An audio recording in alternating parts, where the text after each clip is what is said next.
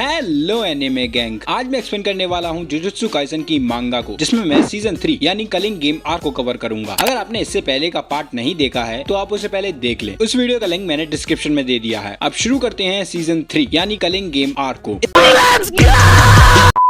इस आर्क की शुरुआत होती है जहां पर ये चारों कलिंग गेम के अंदर चले जाते हैं और मेगुमी और यूजी जैसे ही अंदर जाते हैं बैरियर्स उन्हें अलग अलग लोकेशन पर ट्रांसफर कर देते हैं। यूजी जमीन पर नीचे गिर रहा होता है, तभी उसे नीचे एक बंदा दिखता है जो लाइट से सिग्नल दे रहा था। यूजी को लगता है कि ये उसे गाइड कर रहा है और तभी उस पर एक औरत हमला कर देती है। यूजी को उसके हमले से ज्यादा कुछ नहीं होता और वो एक पत्थर में कर्स एनर्जी चार्ज करके उस औरत की तरफ फेंकता है, जिससे वो काफी जख्मी हो जाती है और नीचे गिर जाती है। तभी वहाँ उसका पति आ जाता है जिसके सिर पर बैम्बू कॉप्टर होता है, खतरनाक वाला, और वो काफी गुस्से में था। इधर मेगुमी पर एक रेमी नाम की लड़की हमला करती है पर मेगुमी उसे आसानी से हरा देता है। मेगुमी न्यू को भी यूजी को ढूंढने के लिए भेजता है पर ये जगह बहुत बड़ी होती है, इसलिए न्यू भी यूजी को नहीं ढूंढ पाता। मेगुमी जानता था कि यूजी जरूर हिगुरुमा के पास जाएगा, इसलिए मेगुमी रेमी से हिगुरुमा के बारे में पूछता है। रेमी हिगुरुमा के बारे में बताने के लिए रेडी हो जाती है पर उसकी एक शर्त थी कि मेगुमी को उसकी प्रोटेक्शन करनी होगी। अब मेगुमी के पास भी कोई ऑप्शन नहीं था, इसलिए वो भी मान जाता है। इधर यूजी बैम्बू वाले भाई साहब पर कर्स एनर्जी से एम्बेडेड पत्थर को फेंकता है जिससे ये भाई साहब बच जाते हैं। फिर यूजी उसके पैर को पकड़कर नीचे खींचने लगता है। ये आदमी यूजी की स्ट्रेंथ को देखकर शॉक होता है। ये आदमी यूजी को अपने बैम्बू कॉप्टर से काटने की कोशिश करता है पर यूजी बचकर एक बिल्डिंग के अंदर चला जाता है। वो बैम्बू कॉप्टर वाले भाई साहब अपने बैम्बू की लेंथ और स्पीड को बढ़ा के बिल्डिंग को काटते हुए यूजी की तरफ आगे बढ़ते हैं पर यूजी बड़े ही चालाकी से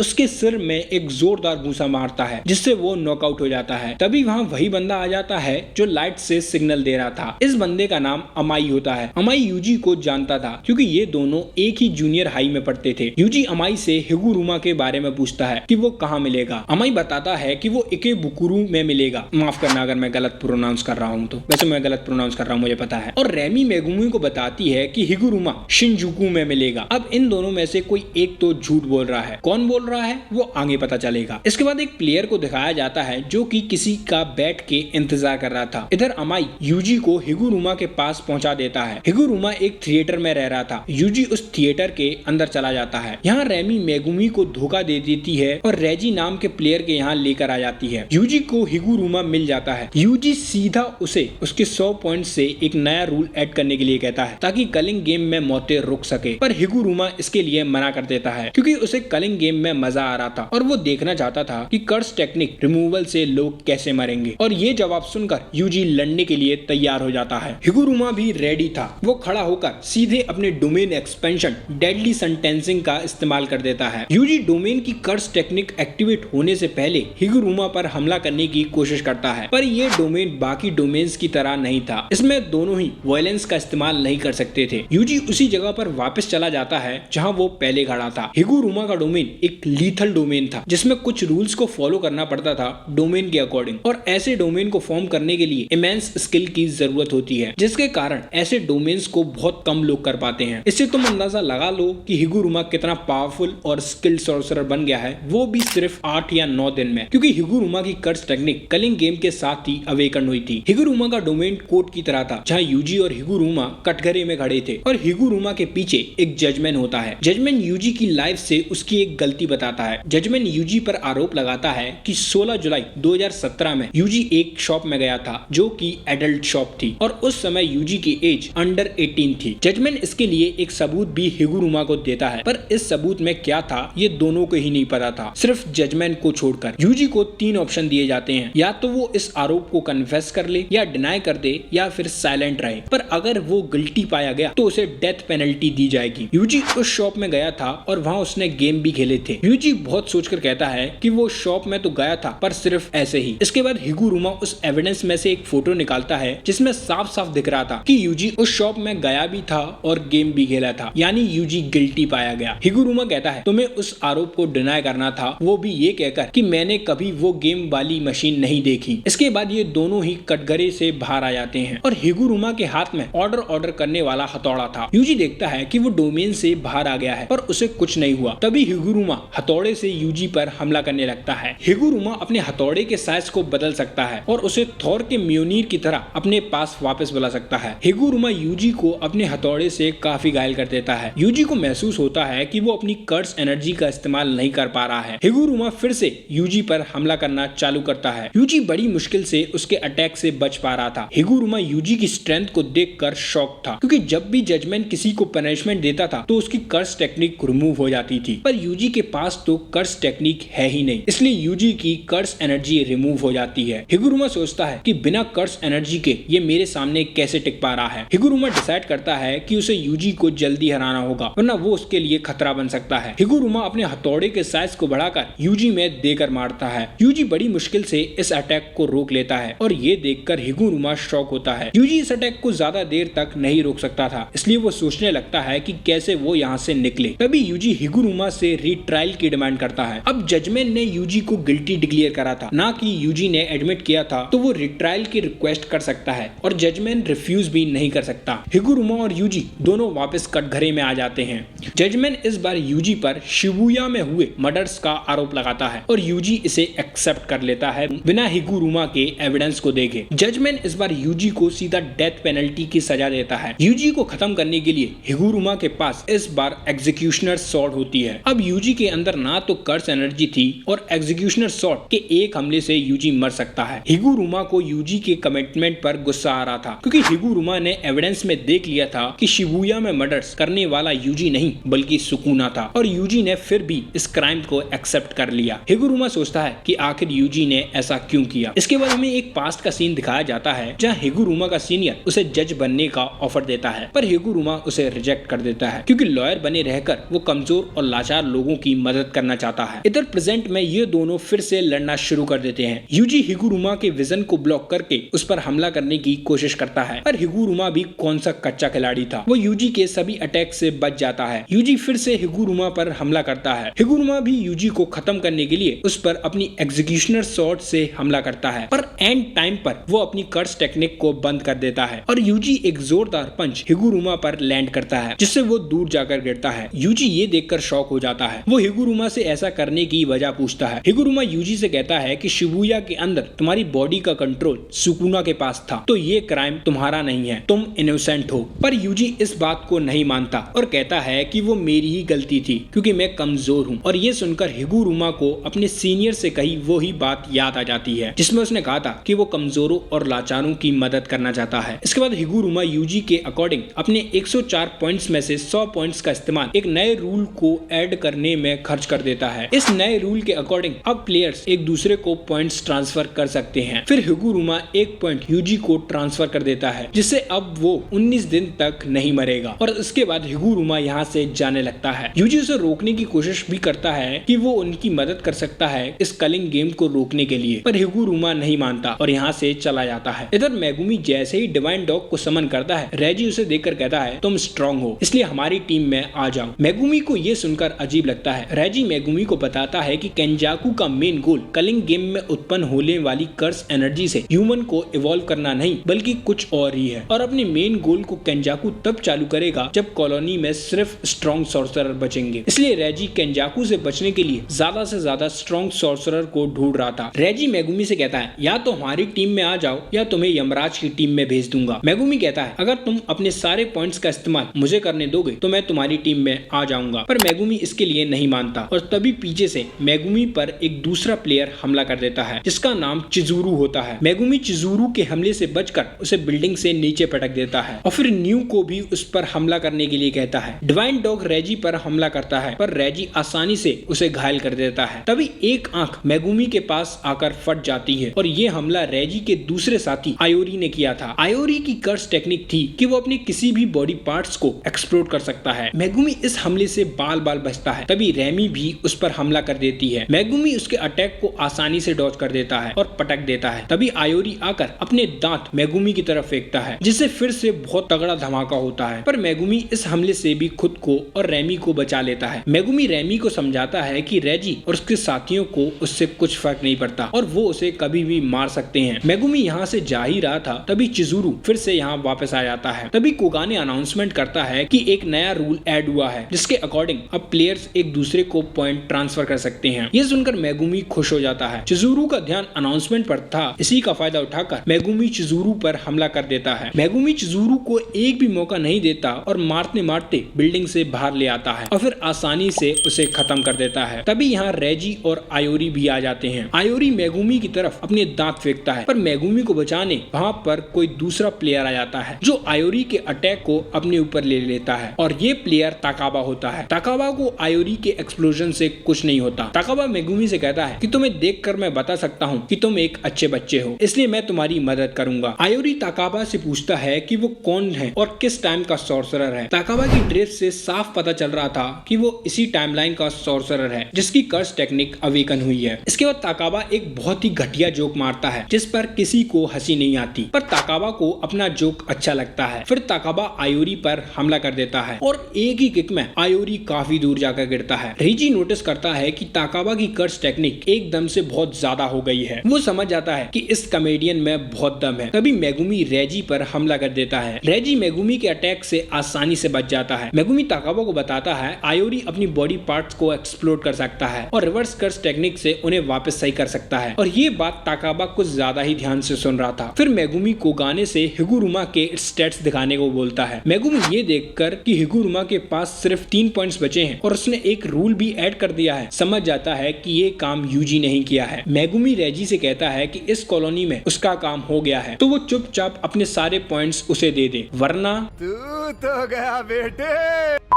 पर रेगी इसके लिए नहीं मानता। मेगुमी ताकाबा को आयोरी को संभालने के लिए कहता है और ये भी एडवाइस देता है कि वो उसे मारने से पहले उसके पॉइंट्स ले ले, और खुद मेगुमी रेजी से लड़ने लगता है। ताकाबा पर आयोरी अपनी आंख फेंक कर मारता है, पर ताकाबा उसे अपने हाथ से ही डिफ्लेक्ट कर देता है। फिर उसकी तरफ बड़ी तेजी से आगे बढ़ता है। ताकाबा आयोरी को चकमा देते हुए उसके पीछे पहुंच जाता है और फिर 1000 ईयर्स ऑफ डेथ का इस्तेमाल करता है, जिससे आयोरी को और गुस्सा आ जाता है। पर तभी ताकाबा एक जोरदार किक आयोरी में मारता है, जिससे फिर से वो काफी दूर जाकर गिरता है और एक बिल्डिंग में घुस जाता है। मेगुमी रेजी पर पहले मैक्स एलिफेंट से हमला करता है और फिर रैबिट एस्केप से, पर रेजी इन दोनों से ही बच जाता है और हमें रेजी की कर्स टेक्निक के बारे में भी पता चलता है, जिसका नाम कॉन्ट्रैक्चुअल रिक्रिएशन होता है, जिसके अकॉर्डिंग रेजी पर जो पेपर्स हैं उन पर जो लिखा है वो उन्हें रियल लाइफ में ला सकता है। मेगुमी को भी रेजी की कर्स टेक्निक समझ में आ जाती है। रेजी कागज का इस्तेमाल करता है जिस पर 3 दिन 5 स्टार होटल में आराम करना लिखा, और इसका इस्तेमाल करके रेजी बिल्कुल रिफ्रेश या कहीं रिकवर हो जाता है। रेजी भी मेगुमी की कर्स टेक्निक समझ गया था और ये भी कि बार बार शिकिगामी को समन करके वो थक गया है और जो शिकिगामी जख्मी हो जाते हैं वो उसका इस्तेमाल दोबारा नहीं कर सकता। तभी मेगुमी न्यू की मदद से यहाँ से भागने लगता है। रेजी भी उसका पीछा करता है और दोनों ही एक जिम्नेजियम में पहुंच जाते हैं, जहाँ रेजी अलग अलग चीजों से मेगुमी पर हमला करता है और उसे काफी जख्मी कर देता है। पर तभी मेगुमी अपने domain expansion Chimera shadow garden का इस्तेमाल करता है। अब वैसे तो मेगुमी का डोमेन इनकम्प्लीट होता था, पर इस जगह की मदद से वो अपने डोमेन को पूरा कर लेता है। रेजी तो ये देखकर काफी शॉक था, उसे यकीन ही नहीं हो रहा था कि मेगुमी डोमेन का भी इस्तेमाल कर सकता है। रेजी मेगुमी के डोमेन के गारंटेड हिट इफेक्ट से बचने के लिए होलो विकर बास्केट टेक्निक का इस्तेमाल करता है, जो ओरिजिनल फॉर्म है new shadow style simple domain का, पर इसका कोई भी फायदा नहीं था क्योंकि मेगुमी का डोमेन इनकम्प्लीट था, जिसके कारण मेगुमी रेजी पर खूब हमला करता है और उसे मार मार के अधमरा कर देता है। पर तभी रेजी अपने पेपर से 3 गाड़ी समन करता है जो मेगुमी के डोमेन के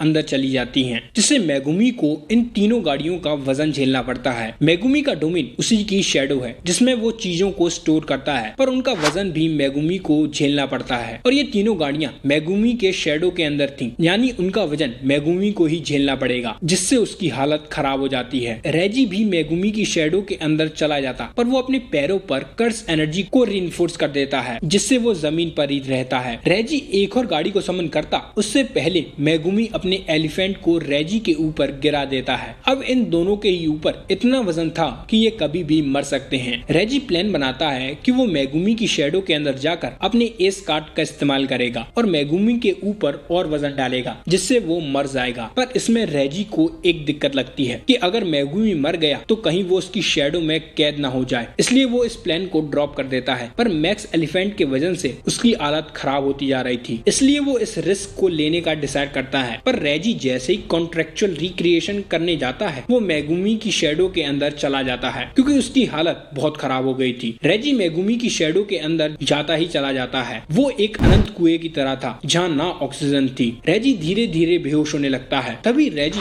उन्हीं कार्स की मदद से जो उसने मेगुमी की शैडो में डाली थी उससे बाहर आ जाता है। हमें यहाँ पता चलता है कि रेजी जो भी चीज रिक्रिएट करता है वो उसके कमांड को पूरा करके डिसअपीयर हो जाती है। पर रेजी ने कार्स को तो कुछ कमांड दिया ही नहीं था, इसलिए वो गायब नहीं हुई और फिर कार को कमांड दिया कि वो उसे ऊपर निकाले, जिससे वो बच गया। इसके बाद रेजी एक बहुत बड़ा घर रिक्रिएट करता है जो सीधा मेगुमी की तरफ आ रहा था। पर तभी रेजी खुद को एक पूल में पाता है जहाँ मेगुमी उसे और नीचे लेते जा रहा था और ना चाहते हुए भी रेजी को अपनी टेक्निक को अंडू करना पड़ता है। रेजी देखता है कि वो जिम के पूल के अंदर है, जिससे वो समझ जाता है कि पहले मेगुमी अपनी शैडो में चला गया और फिर डोमेन को हटा दिया, जिससे फ्लोर टूट गया और रेजी पूल में गिर गया। अब रेजी के अंदर इतनी ताकत नहीं थी कि वो अपनी कर्स एनर्जी का इस्तेमाल करके कुछ भी रिक्रिएट कर सके। पर रेजी जानता था कि मेगुमी की हालत भी बहुत खराब है, वो शायद ही किसी शिकिगामी को समन कर सके और इस बात से रेजी को कोई दिक्कत नहीं थी। रेजी सोचता है कि मेगुमी का कोई भी शिकिगामी उसे नहीं मार सकता। ये दोनों ही हैंड टू हैंड फाइट लड़ रहे थे। तभी डिवाइन डॉग रेजी को आधा खा जाता है, जिससे उसका बहुत खून निकलने लगता है और वो जमीन पर गिर जाता है। मरते मरते रेजी अपने सभी पॉइंट्स मेगुमी को दे जाता है। इधर ताकाबा और आयोरी लड़ रहे होते हैं। तभी आयोरी का कुगाने उसे बताता है कि रेजी मर चुका है। ये सुनते ही आयोरी यहाँ से जाने लगता है। ताकाबा उसे उसके सारे पॉइंट्स मांगता है पर वो मना कर देता है। हमें यहाँ पता चलता है कि ताकाबा की पावर कॉमेडियन है। अगर उसे कोई भी चीज फनी लगती है तो वो रियलिटी बन जाएगी। ये ऐसी टेक्निक है जो सातोरो गोजो को भी अपोज कर सकती है। इधर मेगुमी की हालत बहुत खराब होती है, वो चलते चलते गिर जाता है। तभी वहाँ एक और प्लेयर आ जाता है। इसके बाद सेंडाई कॉलोनी को दिखाया जाता है जहाँ यूता होता है और साथ में 4 बहुत खतरनाक सॉर्सरर भी होते हैं और पूरी कॉलोनी में यही 5 जिंदा थे। एक सॉर्सरर का नाम ध्रुव होता है जिसके 91 पॉइंट्स होते हैं। ये पुराना टाइम का सॉर्सरर था जिसने पास्ट में बहुत बड़ी बड़ी वॉर्स को अकेले ही खत्म कर दिया था। दूसरे सॉर्सरर का नाम रियू होता है, इसके 77 पॉइंट्स होते हैं और रियू की कर्स एनर्जी आउटपुट सबसे ज्यादा होती है पूरे गलिंग गेम के प्लेयर्स के बीच। तीसरी एक फीमेल सॉर्सरर है जिसका नाम तकाको होता है और इसके 70 पॉइंट्स होते हैं। ताकाको भी एंशिएंट सॉर्सरर थी। ताकाको पास्ट में सन, मून और स्टार स्क्वाड की कैप्टन थी जो असैशन ग्रुप था। चौथा एक कर्स स्प्रिट कॉकरोच होता है जिसके 54 पॉइंट्स होते हैं और इस कर्स स्प्रिट को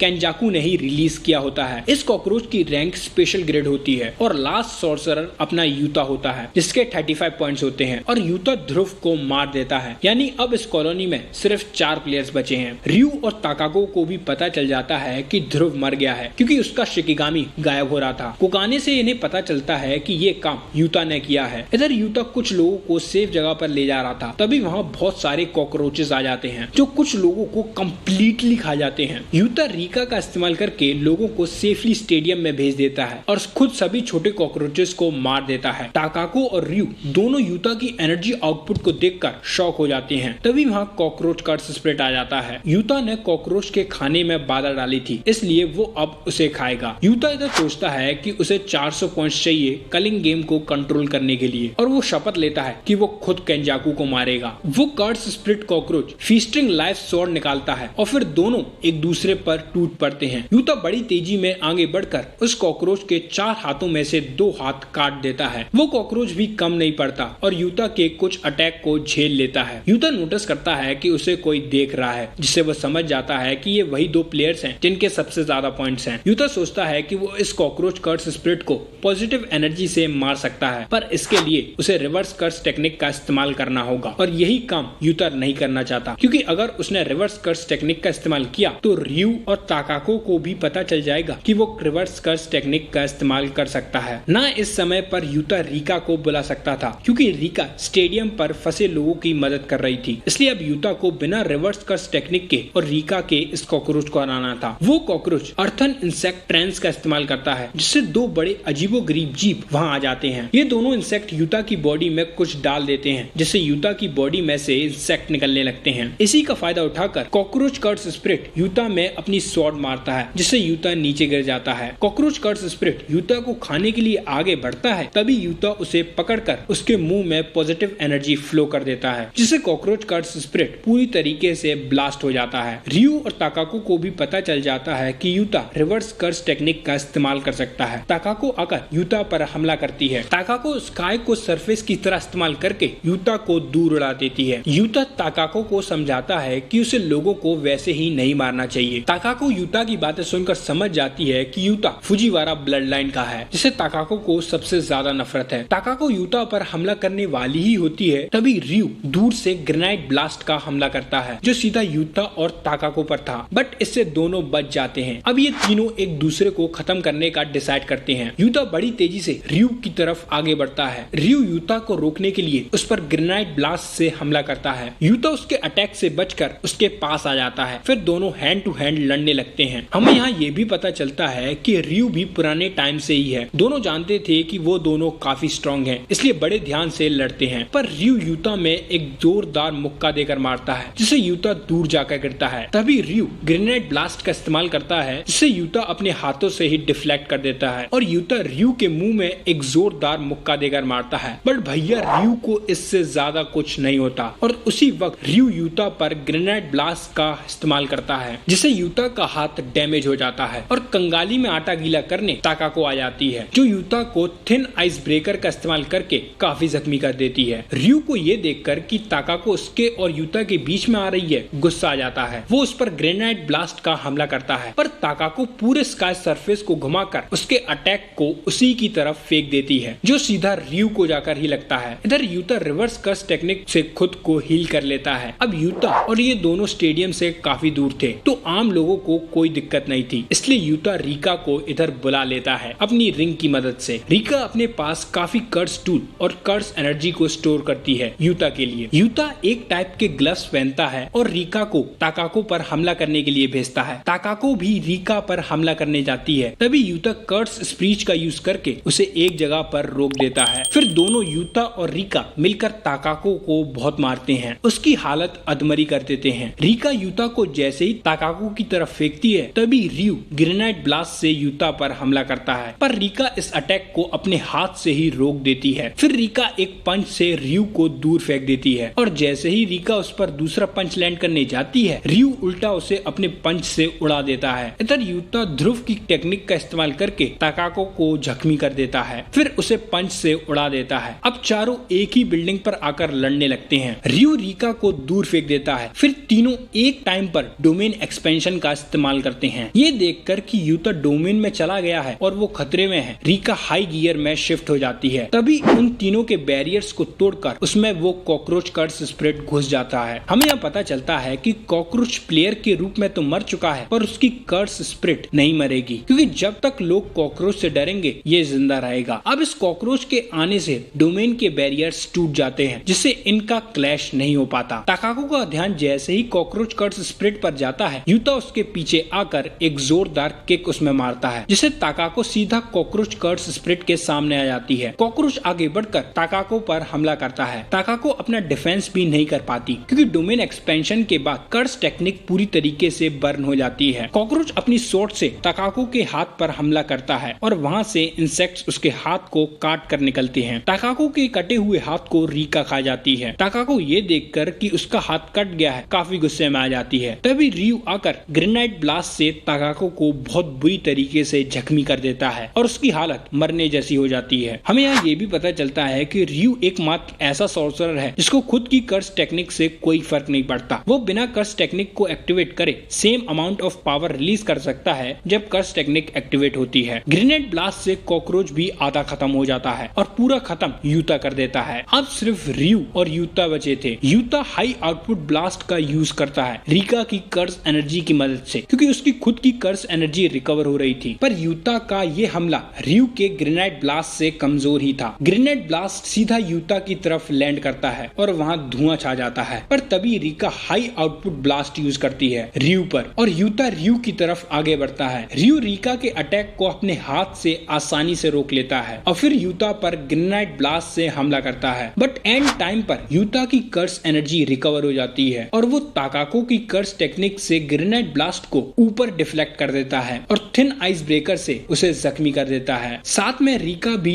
उसमें जोर से मुक्का मारती है, पर इतने से रियू का हारने वाला था। था। रियू अपनी फुल पावर लगाकर रीका में पंच मारता है जिससे रीका डिस्ट्रॉय हो जाती है और फिर दोनों रियू और यूता हैंड टू हैंड लड़ने लगते हैं। पर तभी यूता उसी ग्रेनेड ब्लास्ट को जो उसने ऊपर डिफ्लेक्ट किया था उसे ताकाको की कर्स टेक्निक से रियू के सीधे ऊपर गिराता है जिससे रियू फाइनली हार जाता है। इसके बाद यूता रियू और ताकाको से उनके पॉइंट्स ले लेता है रूल नंबर 10 की मदद से जो यूजी ने ऐड करवाया था। और हाँ, ताकाको मरी नहीं थी, वो जिंदा थी। इसके बाद एक फ्रेंच बंदे को दिखाया जाता है जो जापान में ही पला बड़ा था। इसका नाम चार्ल्स होता है। चार्ल्स अपनी मांगा को पब्लिशर पर लाया था ताकि वो उसे पब्लिश कर सके, पर पब्लिशर को उसकी मांगा पसंद नहीं आती, इसलिए चार्ल्स उस पब्लिशर की उंगली तोड़कर चला जाता है। चार्ल्स ये सब बातें हकारी को बता रहा था। चार्ल्स हकारी से कहता है तुम मुझे कोई रीजन दो ताकि मैं लड़ सकूं और तुम्हें मार दूं। हकारी कहता है तुम्हारी मांगा मैं कभी भी नहीं पढ़ूंगा, भले ही तुम कितना भी गिड़गिड़ाओ। मैं तुम्हारी मांगा पढ़ना तो दूर उस पर थूकूं भी ना। और ये सब सुनते ही चार्ल्स गुस्से में आ जाता है और फिर दोनों लड़ने लगते हैं। चार्ल्स जी वॉर स्टाफ टेक्निक का यूज करके एक बड़े से पेन को समन कर लेता है और फिर उसकी मदद से हकारी पर हमला करने लगता है। पहले तो हकारी अपनी जेब में हाथ रखकर चार्ल्स के अटैक से बच रहा था। चार्ल्स बड़ी तेजी से अपने पेन की टिप से हकारी पर हमला करता है जो हकारी को लग भी जाता है, पर इससे हकारी की बॉडी पर एक छोटा पेज आ गया था। हकारी चार्ल्स पर किक से हमला करता है पर चार्ल्स किक से बचकर हकारी को दूर उड़ा देता है। ये देखकर हकारी सतर्क हो जाता है और अपने हाथ बाहर निकाल लेता है। हकारी सोचता है कि अभी जो चार्ल्स उसके अटैक से बचा वो रिफ्लेक्स से कुछ ज्यादा ही था। तभी हकारी की नजर उसके शरीर पर बने एक छोटे पेज पर गई। चार्ल्स बताता है कि वो एक मांगा पैनल है पर प्रेजेंट के बाद वाला यानी फ्यूचर का। चार्ल्स रिवील करता है कि हकारी की बॉडी पर जो पैनल लगा है उसकी मदद से वो 1 सेकंड का फ्यूचर देख सकता है और जैसे जैसे ये फाइट चलेगी पेन में इंक बढ़ती जाएगी जिसकी मदद से वो और ज्यादा टाइम का फ्यूचर देख सकता है। हकारी बड़ी तेजी से चार्ल्स पर हमला करने के लिए आगे बढ़ता है पर चार्ल्स को तो पहले से ही पता चल जाता है कि हकारी कैसे हमला करने वाला है, इसलिए वो इस अटैक से बच जाता है और हकारी को पीछे धकेल देता है। हकारी नोटिस करता है कि चार्ल्स को उसे देखना होगा फ्यूचर देखने के लिए, इसलिए हकारी ब्लाइंड स्पॉट से हमला करने लगता है और इस तरीके से मारता जाता है कि वो देख ही ना पाए। पर चार्ल्स हकारी को अपने पेन की टिप से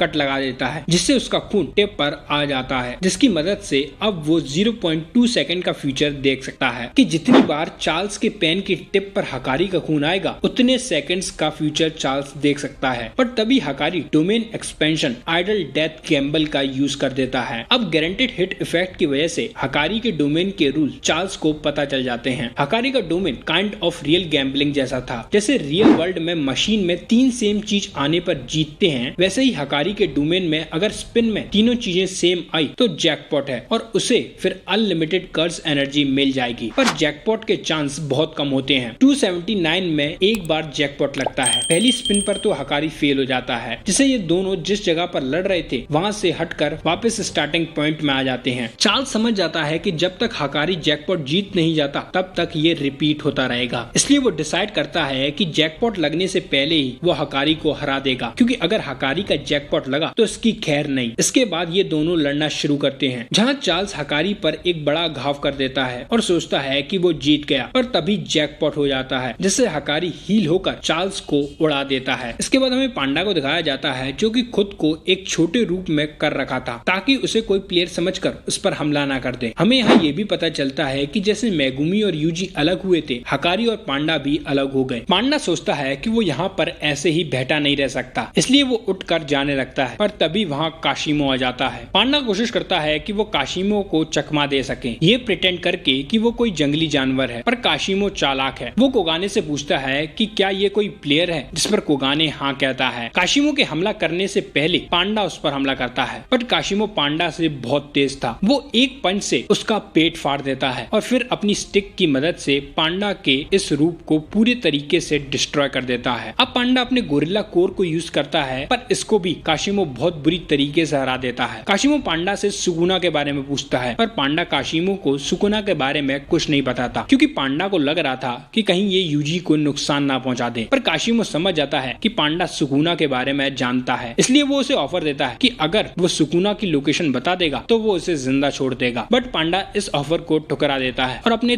थर्ड कोर का इस्तेमाल करता है जो इसकी बहन राइनो का होता है। काशिमो अपनी कर्स एनर्जी के चार्ज को इलेक्ट्रिसिटी की तरह सेपरेट कर देता है। वो पांडा पर स्ट्राइक करके उसकी तरफ पॉजिटिव चार्ज ट्रांसफर कर देता है और खुद की बॉडी में से नेगेटिव चार्ज डिस्चार्ज कर देता है, जिससे ये अटैक बिना डोमेन के गारंटेड हिट होता है और इस अटैक से पांडा के चिथड़े चिथड़े उड़ जाते हैं। इसके बाद हमें पांडा के माइंड में एक स्टोरी दिखाई जाती है जहाँ पांडा का बड़ा भाई हमेशा उसे मारता और बड़ी बहन राइनो आकर पांडा को बचाती और गोरिल्ला को पीटती, पर गोरिल्ला भी पांडा को सुधारने के लिए मारता। पर एक दिन रात में इन तीनों के डैड आकर गोरिल्ला और राइनो को लेकर हमेशा के लिए पांडा से दूर कर देते हैं। इधर काशिमो देखता है कि पांडा अभी भी जिंदा है। वो उससे फिर से सुकुना के बारे में पूछता है, पर पांडा कुछ नहीं बताता और काशिमो जैसे ही पांडा को मारने वाला होता है तभी यहाँ हकारी आ जाता है। हकारी आते ही काशिमो को अपने पंचेस और किक से उड़ाने लगता है। काशिमो ये देखकर सरप्राइज होता है कि हकारी को उसकी बॉडी में से निकल रहे करंट से कुछ नहीं हो रहा और इसका कारण ये होता है कि हकारी के अंदर इतनी ज्यादा कर्स एनर्जी आउटपुट होती है कि उसे पता ही नहीं चलता। काशिमो खुद का नाम हकारी को बताता है। हकारी काशिमो के नाम से पहचान लेता है कि ये वही बंदा है जिसके पास 100 पॉइंट्स हैं। हकारी कहता है कि अगर मैं जीता तो तुम्हें अपने पॉइंट्स मुझे देने होंगे। काशिमो भी रेडी हो जाता है, पर वो भी एक शर्त रखता है कि अगर वो हारा तो उसे सुकुना के बारे में बताना होगा। तभी हकारी सुन पड़ने लगता है और उसकी बॉडी में से बहुत ज्यादा कर्स एनर्जी निकलने लगती है। काशिमो जाकर हकारी पर हमला कर देता है और उसे जख्मी कर देता है, पर तभी एकदम से हकारी होश में आकर काशिमो को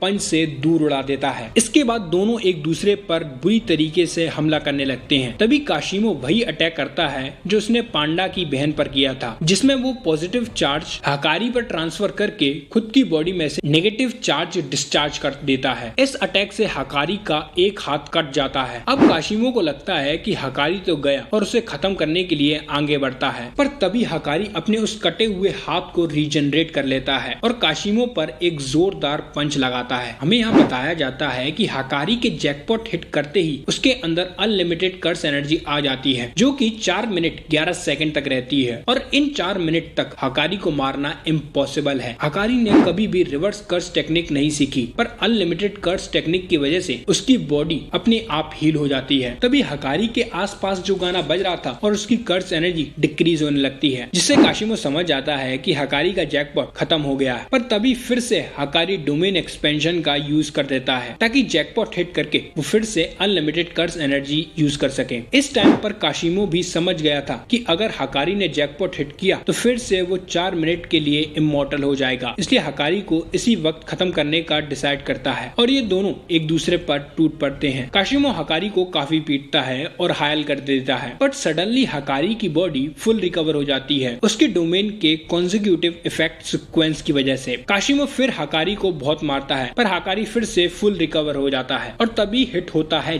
जैकपॉट, जिससे अनलिमिटेड एनर्जी हकारी के अंदर फिर आ जाती है। ये दोनों डोमेन के बाहर आ जाते हैं जहाँ हकारी म्यूजिक ऑन कर देता है। अब काशिमो जानता था कि 4 मिनट और 11 सेकंड तक हकारी को मारना इम्पॉसिबल है और इस टाइम में उसके पास अनलिमिटेड कर्स एनर्जी है और fully automatic reverse curse technique भी है जो हकारी को और भी स्ट्रॉन्ग बना देती है। काशिमो पहले सोचता है कि अगर वो 4 मिनट और 11 सेकंड तक टिक जाए तो वो आसानी से जीत जाएगा, पर फिर वो हंसते हुए सोचता है ऐसा कोई लूजर ही सोचेगा। काशिमो अपनी पावर अप करके कहता है कि वो हकारी को इन 4 मिनट और 11 सेकंड में ही मारेगा। इसके बाद हमें पास्ट का सीन दिखाया जाता है जहाँ काशिमो बूढ़ा था और उसने काफी सॉर्सरर को मार रखा था। वहाँ पर केंजाकू आता है। काशिमो से पूछता है कि तुम्हारे हिसाब से सबसे स्ट्रॉन्गेस्ट सॉर्सरर कौन है। केंजाकू बताता है सुकुना, वो भी 6000 साल पहले से। और उसी वक्त काशिमो डिसाइड करता है कि वो सुकुना से लड़ेगा और इसी वजह से वो केंजाकू के साथ कॉन्ट्रैक्ट करता है कि वो कलिंग गेम में पार्टिसिपेट करेगा। इधर प्रेजेंट में दोनों काशिमो और हकारी एक दूसरे पर बुरी तरीके से हमला कर रहे थे। एक कंटेनर को तो वो चपटा कर रख देते हैं। इसी कंटेनर के एक हिस्से को काशिमो हकारी में देकर मारता है, जिससे उसकी मुंह की हालत कुछ ऐसी हो जाती है। काशिमो जानता था कि हेड से रिवर्स कर्स टेक्निक डायरेक्ट होती है, तो अगर वो हकारी के हेड को उड़ा देगा तो उसका गेम ओवर। काशिमो हकारी के दिमाग पर अपनी लाइटनिंग से हमला करता है, जो जाकर दिमाग पर ही लगती है और हकारी का दिमाग फटने लगता है। पर तभी हकारी अपनी नाक से काशिमो की कर्स एनर्जी को निकाल देता है और ब्रेन को हील कर लेता है। हकारी काशिमो से कहता है कि मैं मरने वाला था। इस टाइम पर हकारी के जैकपॉट को ओवर होने में सिर्फ 8 सेकंड रह गए थे। हकारी अपनी स्पीड और पावर को बढ़ाकर काशिमो पर लगातार हमला करता है और उसे मौका ही नहीं देता कि वो अपने इलेक्ट्रिक चार्ज एक्यूमुलेट कर सके। बट तभी हकारी की बॉडी लेफ्ट साइड से डिस्ट्रॉय हो जाती है। हमें पता चलता है कि काशिमो इलेक्ट्रिक चार्जेस को एक्यूमुलेट अपनी स्टिक से भी कर सकता है। इधर हकारी का जैकपॉट भी ओवर हो जाता है, बट भैया तभी हकारी फिर से डोमेन एक्सपेंशन का यूज कर देता है, जिसे देखकर काशिमो भी थोड़ा शॉक था, क्योंकि ऐसी हालत में डोमेन एक्सपेंशन यूज करना आसान नहीं था। पर काशिमो को यकीन था कि अब हकारी का गेम ओवर है। भले ही डोमेन को बार बार कास्ट करने से स्पिन तेज हो जाती है, पर जैकपॉट लगने के चांसेस बहुत कम हो जाते हैं। पर इस जुएबाज का लक कुछ ज्यादा ही इनक्रेडिबल है, क्योंकि जैकपॉट फिर से हिट हो जाता है और हकारी पूरी तरीके से हील हो जाता है। हकारी काशिमो से कहता है कि मैंने आज तक एक दिन में इतनी बार मौत को नहीं देखा। मैं इसलिए बच पाया हूँ क्योंकि मेरे पास एक मांगा ब्रेन है जो उस ओताकू की वजह से आया है। यहाँ पर ये चार्ल्स की बात कर रहा था। इसके बाद हकारी अपने डोमेन के कोऑर्डिनेट को शिफ्ट करके पानी के ऊपर ले आता है और फिर डोमेन को गायब कर देता है। हकारी का प्लान था कि वो काशिमो को समुद्र के अंदर पटक देगा, जिससे उसकी जो इलेक्ट्रिसिटी वाली कर्स एनर्जी है पानी के अंदर पूरी तरीके से डेप्लीकेट हो जाए। और ये बात काशिमो समझ गया था, इसलिए वो डिसाइड करता है कि जब तक वो जमीन पर वापस न आए तब तक वो कर्स एनर्जी को बंद रखेगा। तभी समुद्र के अंदर से बहुत से कर्स स्पिरिट बाहर निकलने लगते हैं। काशिमो कर्स स्पिरिट पर खड़ा होकर जमीन की तरफ जाने की कोशिश करता है, पर हकारी कर्स स्पिरिट को डिस्ट्रॉय करने के साथ काशिमो को भी मारता जा रहा था। काशिमो बिना कर्स एनर्जी के हकारी के किक्स को नहीं झेल पा रहा था, इसलिए ना चाहते हुए भी उसे कर्स एनर्जी का यूज करना पड़ता है और तभी वो पानी में गिर जाता है। पानी में गिरते ही काशिमो की कर्स एनर्जी लीक होने लगती है। हकारी एक उड़ने वाले कर्स स्पिरिट को पकड़कर हवा में लटका था। वो देखता है कि पानी में मछलियां मर रही होती हैं और तभी कुछ स्मेल आती है, जिससे हकारी भी बेहोश होकर पानी में गिर जाता है। हमें यहाँ पता चलता है कि काशिमो ने सी वाटर पर इलेक्ट्रोलाइसिस का यूज करके क्लोरीन गैस को जनरेट किया है, जो कि एक डेडली पॉइजन है और इसी की वजह से मछलियां मर रही थी और हकारी बेहोश हो गया। काशिमो जानता था कि रिवर्स कर्स टेक्निक यूजर को मारने के लिए या तो तुम्हें उसके ब्रेन को सिंगल ब्लो में डिस्ट्रॉय करना होगा या जहर से उसके दिमाग को खत्म करना होगा। हमें यहाँ बताया जाता है कि टॉक्सिन को बॉडी में से हटाने के लिए high level of curse technique चाहिए, साथ में उस जहर को भी बाहर निकालना होता है और ये सब करने में बहुत टाइम लगता है। और इतना टाइम हकारी के पास नहीं था, क्योंकि उसके जैकपॉट का राउंड ओवर होने वाला था और उसके ओवर होते ही जहर की वजह से हकारी मर जाएगा। बट तभी हकारी होश में आ जाता है और काशिमो को पीटने लगता है। काशिमो ये देखकर सरप्राइज होता है कि हकारी की बॉडी ने ऑटोमेटिक उस टॉक्सिन सब्सटेंस को बॉडी से बाहर निकाल दिया है। हकारी नोटिस करता है कि सी का टेम्परेचर राइज हो रहा है। अब हकारी के लिए भी एक प्रॉब्लम थी, क्योंकि अब सिर्फ 5 सेकंड रह गए थे उसके जैकपॉट को खत्म होने के लिए। पहले तो वो सोचता है कि वो सरफेस पे जाकर फिर से डोमेन का यूज करेगा, पर फिर वो काशिमो को पानी में ही बुरी तरीके से मारने लगता है। तभी काशिमो हकारी के हाथ को पकड़ लेता है और एक बहुत बड़ा धमाका पानी के अंदर होता है। ये देखकर पांडा घबरा जाता है और तभी उसे हकारी का कटा हुआ हाथ दिखता है, जिससे वो और घबरा जाता है। इधर काशिमो पानी में से बाहर निकलता है। उसकी पूरी कर्स एनर्जी खत्म हो गई होती है, पर वो खुश था कि उसने हकारी को हरा दिया है। पर तभी हकारी आकर उसमें एक पंच मारता है, जिससे काशिमो हार जाता है। हमें यह पता चलता है कि हकारी ने इस एक्सप्लोजन को बाइंडिंग वॉ का यूज करके झेल लिया। उसने अपनी लेफ्ट आर्म को सैक्रिफाइस करके अपनी पूरी कर्स एनर्जी को बची हुई बॉडी पर शिफ्ट कर दिया, जिससे उसने इस एक्सप्लोजन को आसानी से झेल लिया। काशिमो हकारी को उसे खत्म करने के लिए कहता है, पर हकारी इसके लिए मना कर देता है, क्योंकि उसे उसके 100 पॉइंट्स चाहिए थे। हकारी ये भी कहता है कि वो इस फाइट का विजेता नहीं है, क्योंकि काशिमो ने अपनी कर्स टेक्निक यूज ही नहीं की होती है। काशिमो बताता है कि वो अपनी कर्स टेक्निक एक ही बार यूज कर सकता है और वो उसे सुकुना पर इस्तेमाल करेगा। हकारी काशिमो से एक डील करता है कि काशिमो उसकी मदद करेगा और वो उसे सुकुना से लड़वाएगा। तभी यहाँ पांडा आ जाता है, जो ये जानकर कि काशिमो उनकी साइड है तो डर जाता है। इसके बाद हकारी चार्ल्स के पास जाता है और उसकी तारीफ करने लगता है। हकारी चार्ल्स से उसकी मांगा का नाम पूछता है ताकि वो उसे खरीद के पढ़ सके, पर चार्ल्स तो नूब होता है। उसने अभी तक एक भी मांगा पब्लिश नहीं की होती है। ये सुनकर हकारी को गुस्सा आ जाता है और वो चार्ल्स को पीटने लगता है। तभी यहाँ मोमो आ जाती है। हमें हकारी और मोमो की बातों से पता चलता है कि इन लोगों का कलिंग गेम में 4 रूल ऐड करने का प्लान था। पहला रूल, जो प्लेयर्स को एक दूसरे को पॉइंट ट्रांसफर करने दे। दूसरा रूल, कि प्लेयर्स 100 पॉइंट का इस्तेमाल करके कलिंग गेम से निकल सके। तीसरा रूल, कि ये एक कॉलोनी से दूसरी कॉलोनी में कम्युनिकेशन कर सके। और चौथा रूल, कि ये बैरियर्स को पार करके दूसरी कॉलोनी में जा सके। पर अब मोमो चाहती थी कि वो तीसरे रूल को ना ऐड करें, जिससे वो कॉलोनीज के बीच कम्युनिकेशन एस्टेब्लिश करना चाहते थे, क्योंकि माँ की बैरियर्स या कॉलोनीज को पार कर सकती है और मैमे के छोटे भाई की मदद से वो कम्युनिकेशन का जरिया बन सकती है। ये सुनकर हकारी शॉक हो जाता है और पूछता है कि वो ऐसा कैसे कर पा रही है। मोमो कहती है क्योंकि वो एक मॉन्स्टर बन चुकी है। इसके बाद माकी को दिखाया जाता है, जो अकेले बहुत से सॉर्सरर और कर्स स्पिरिट को मार देती है। तभी उसे वहाँ कमाओ मिलता है। ये दोनों एक दूसरे के बालों का मजाक उड़ाते हैं। कमाओ ये भी बताता है कि कमाओ फैमिली का हेड इस टाइम पर वो नहीं है। तभी वहाँ एक अजीब कर्स स्पिरिट आ जाता है, जिसके आते ही माकी और कमाओ चौकन्ने हो जाते हैं क्योंकि इसका ऑरा बहुत ही खतरनाक होता है। इसके बाद पास्ट का सीन दिखाया जाता है जहाँ कमाओ जब अपने क्लैन के यहाँ जाता है तो देखता है कि हेड की गद्दी पर केंजाकू बैठा है। हमें यहाँ पता चलता है कि केंजाकू ने सभी हायर अप्स को मार दिया है और साथ में कमाओ के पिता को भी। केंजाकू खुद को कमाओ फैमिली का करंट हेड डिक्लेयर कर देता है। केंजाकू कमाओ को जिंदा छोड़ देता है और कहता है अपनी शक्ल मुझे फिर कभी मत दिखाना। इधर प्रेजेंट में वो कर्स स्पिरिट बड़ी तेजी से माकी पर हमला कर देता है और उसे दीवार में घुसेड़ देता है। कमाओ को तो पता ही नहीं चलता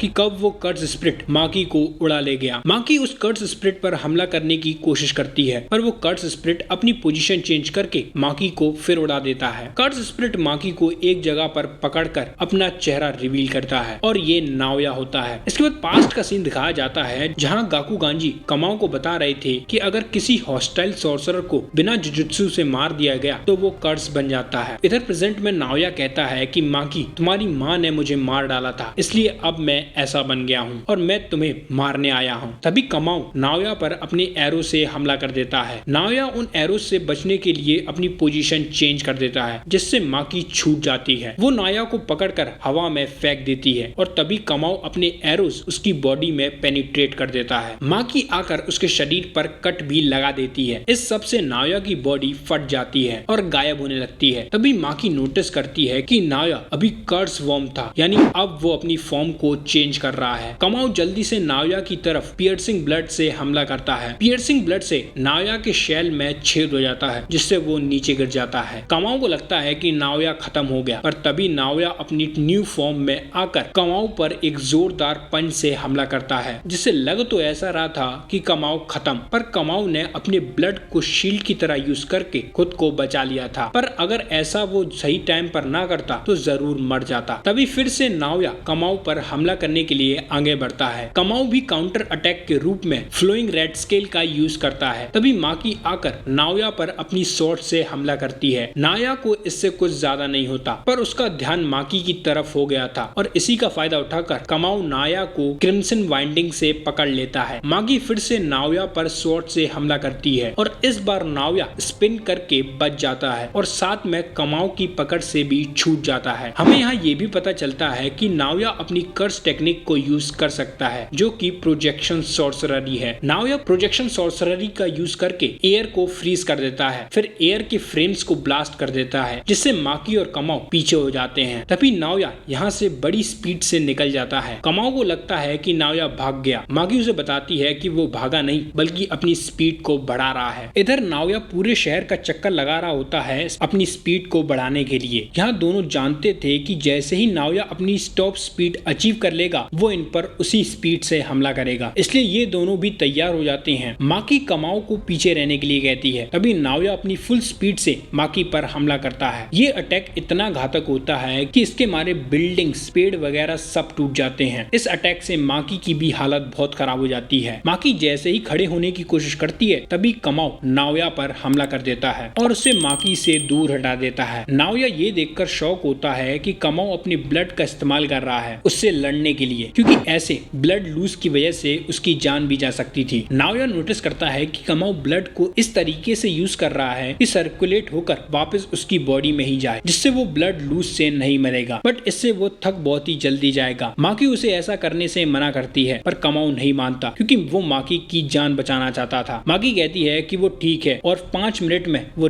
खुद को पूरी तरीके से हील कर लेगी। ये सुनकर कमाओ को अच्छा लगता है और वो माकी से कहता है कि वो 5 मिनट तक नाओया को संभालने की कोशिश करेगा, पर वो खुद इसमें श्योर नहीं था। कमाओ सोचता है कि वो जिंदा रहे या मर जाए इससे कुछ फर्क नहीं पड़ता और फिर वो नाओया पर हमला कर देता है। नाओया आसानी से कमाओ के अटैक से बच जाता है पर तभी नाओया नोटिस करता है कि माकी यहाँ से गायब है। कमाओ समझ गया था कि नाओया की बॉडी उसकी टॉप स्पीड पर काफी टफ होती है पर बाइंडिंग वॉ की वजह से बाकी समय टफ नहीं होता। वो ये भी समझ गया था कि उसके ब्लड से नाओया बच रहा है क्योंकि ब्लड मैनिपुलेशन सॉर्सरर का ब्लड कर्स स्पिरिट के लिए जहरीला होता है और इस समय पर नाओया एक कर्स स्पिरिट ही था। तभी नाओया कमाओ पर हमला कर देता है। वो उसे मारते मारते काफी जख्मी कर देता है बट तभी कमाओ पियर्सिंग ब्लड का हमला करता है जिससे नाओया को चोट लगती तो है पर उतनी नहीं कि वो रुक जाए। जाए। नाओया फिर से कमाओ को बहुत बुरी तरीके से मारना शुरू करता है, पर कमाओ अभी भी हार नहीं मानता। तभी वहाँ पर दो बंदे आ जाते हैं, जिसमें से ओल्ड मैन तो कटाना मांग रहा था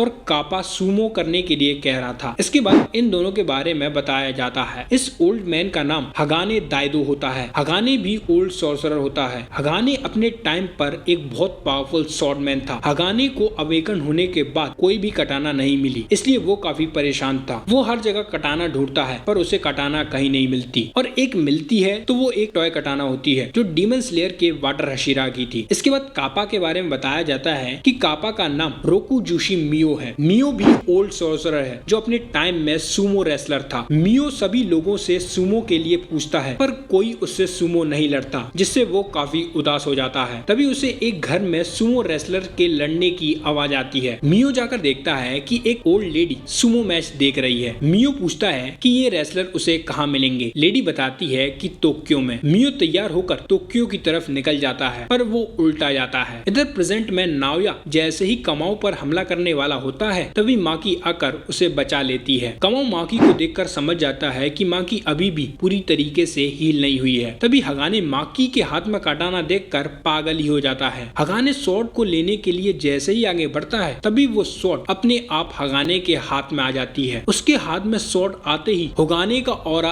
अलग ही लेवल पर पहुंच जाता है, जिससे सभी घबरा जाते हैं। हमें यह पता चलता है कि इस स्वॉर्ड का नाम डिमोनिक स्वॉर्ड है, जो अपने विल्डर को खुद चुनती है। तभी नाओया हगाने पर हमला कर देता है, पर हगाने उसके अटैक से आसानी से बच जाता है और फिर नाओया को बीच में से काट देता है। ये देखकर माकी शॉक हो जाती है। वो सोचती है कि आखिर मैं ऐसे अटैक क्यों नहीं कर पा रही हूँ, मुझ में और तोजी में क्या अंतर है। तभी मियो अपने सुमो डोमेन का यूज करता है, जिसमें अगर चैलेंजर और चैलेंज पर्सन एग्री हैं सुमो करने के लिए, तो डोमेन कंप्लीट हो जाता है। मियो और माकी को चैलेंज करता है और माकी चैलेंज को एक्सेप्ट कर लेती है, और ये दोनों फिर डोमेन के अंदर सुमो रेसलिंग करने लगते हैं। पहली फाइट में मियो आसानी से माकी को हरा देता है। मियो माकी से कहता है कि तुम मुझसे काफी स्ट्रॉन्ग हो, तुम मुझे आसानी से हरा सकती हो। वो माकी से पूछता है कि आखिर तुम फोकस क्यों नहीं कर पा रही हो। इसके बाद मियो माकी को सुमो के जरिए समझाने लगता है कि तुम्हें अपने आसपास की सराउंडिंग्स को महसूस करना होगा, और इस तरीके से महसूस करना होगा कि तुम्हें लगे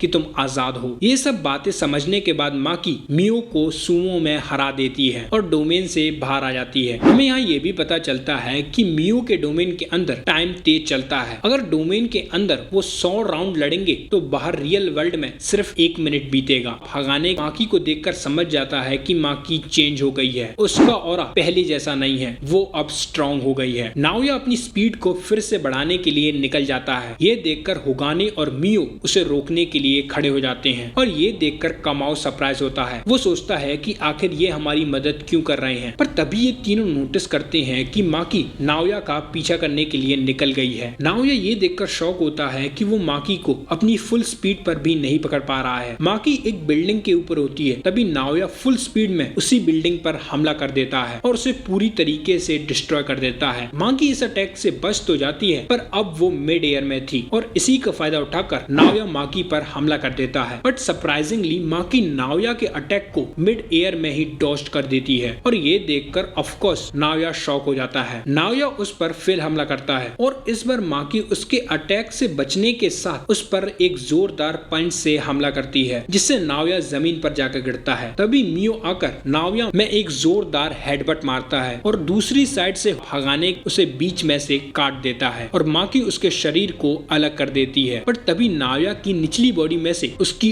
ह्यूमन वाली बॉडी बाहर निकलती है। नाओया काफी गुस्से में था। वो कहता है कि उन लोगों के बीच में खड़े होने वाला मैं हूँ। यहाँ ये तोजी गोजो के बारे में कह रहा था। फिर नाओया अपने domain expansion time cell moon palace का यूज करता है। इस डोमेन के अंदर आते ही हगाने और मियो पर एक अटैक होता है, पर इससे उन्हें कुछ नहीं होता। वो दोनों नाओया पर अटैक करने जाते हैं, बट सडनली उन लोगों की बॉडी कटने लगती है। ये देखकर दोनों शॉक हो जाते हैं और अपनी जगह पर रुक जाते हैं। नाओया उन्हें बताता है कि जो अटैक स्टार्टिंग में हुआ था वो उन्हें टच करने के लिए था, और टच होने के बाद टारगेट को उसके तरह ही मूव करना होगा, वरना वो 1 सेकंड के लिए फ्रीज हो जाएंगे और फिर उनके सेल्स कटने लगेंगे। तभी नाओया नोटिस करता है कि वो माकी को लोकेट नहीं कर पा रहा है। तभी हगाने नाओया को काटने के लिए उस पर हमला करता है, बट उसका खुद का हाथ कट जाता है डोमेन के इफेक्ट की वजह से। तभी माकी बाहर से आकर डिमोनिक स्वॉर्ड को पकड़ लेती है और फिर उसे नाओया के सीने में घुसेड़ देती है। हमें यह पता चलता है कि माकी के अंदर बिल्कुल कर्स एनर्जी नहीं है, जिसके कारण बैरियर टेक्निक उसे बिल्डिंग की तरह ट्रीट करती है और इसी कारण माकी नाओया के डोमेन के अंदर ट्रैप नहीं हुई। पर नाओया को अभी भी लग रहा था कि वो माकी को खत्म कर देगा, क्योंकि अब वो उसके डोमेन के